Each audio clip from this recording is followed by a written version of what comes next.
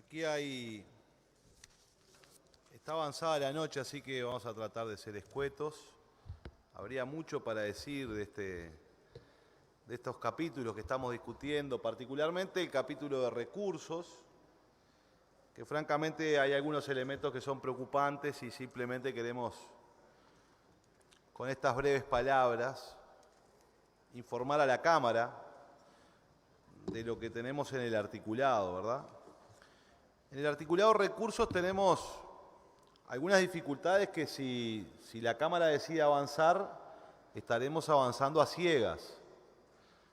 Porque aquí hay disposiciones que lo que hacen es exonerar, por ejemplo, a las grandes empresas, particularmente más o menos a las que liquidan IRAE real en el Uruguay, que son más o menos el 25% de las empresas del país, las estamos habilitando a poder deducir el 100% de las pérdidas del año anterior del impuesto que deben pagar. Y esta es una medida que no beneficia a las pequeñas y medianas empresas, está beneficiando a las empresas más grandes. Pero lo más paradójico es que cuando le preguntamos a las autoridades del Ministerio de Economía y Finanzas de cuánto era el universo específico de empresas que iban a ser beneficiadas y a cuánto ascendía la renuncia fiscal del Estado, es decir, cuánto era el costo tributario de este beneficio, lamentablemente el Ministerio de Economía y Finanzas en su comparecencia nos dijo que no lo tenía evaluado. Es decir, que de decidirse a aprobar estos artículos, estaríamos asumiendo como Estado un costo tributario sin saber de cuánto es. Las autoridades del Ministerio de Economía y Finanzas se comprometieron a enviar esa información.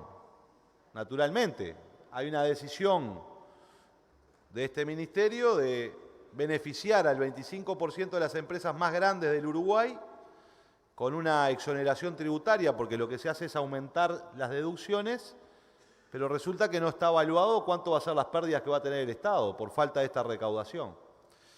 Por tanto, me parece que es un poco irresponsable que el Parlamento apruebe un artículo sin saber ni siquiera el universo de empresas claramente beneficiadas y mucho menos cuánto es el costo tributario para las arcas del Estado, más en un momento en que el Gobierno plantea la necesidad de falta de recursos, porque los recursos son escasos.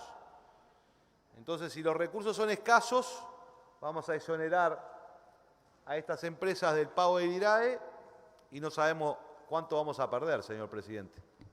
Parece ser bastante irresponsable avanzar en este artículo con la poca información que tenemos. Lo mismo pasa con una rebaja en la tributación en lo que tiene que ver con el impuesto al patrimonio, donde en definitiva aquí se establece la posibilidad de que en función de dos parámetros, el parámetro de catastro o el parámetro del índice de agricultura, en función de si un índice beneficia más o beneficia menos en la evaluación de un predio rural, cuánto va a pagar, en definitiva, de impuesto al patrimonio, señor presidente. Usted sabe, señor presidente, que en nuestro país solo el 10% de los propietarios de tierra paga impuesto al patrimonio, porque son los grandes terratenientes, son los que tienen más tierra, los que pagan este impuesto. El resto, el 90% de los tenedores de tierra, están exonerados. Entonces, se da la misma situación con estos artículos. Vamos a avanzar en un beneficio solo para el 10% de los propietarios de tierra, para rebajar el impuesto al patrimonio, que ya es muy bajo en este país, pero el Ministerio de Economía y Finanzas no sabe cuánto vamos a perder de recaudación. Porque también se lo preguntamos y lo que nos dijo el Ministerio de Economía es que no habían hecho los cálculos. Es decir, que estamos aprobando dos rebajas de impuestos para las empresas grandes del Uruguay y para los tenedores de tierra más grandes del Uruguay sin saber cuánto le va a costar al Estado.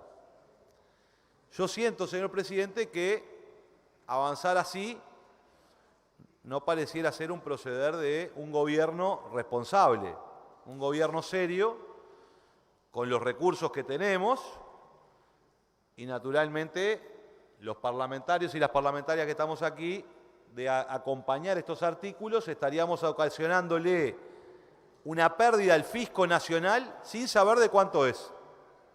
Porque las autoridades monetarias del Ministerio de Economía no hicieron ese cálculo. Y nos dijeron que no lo sabían.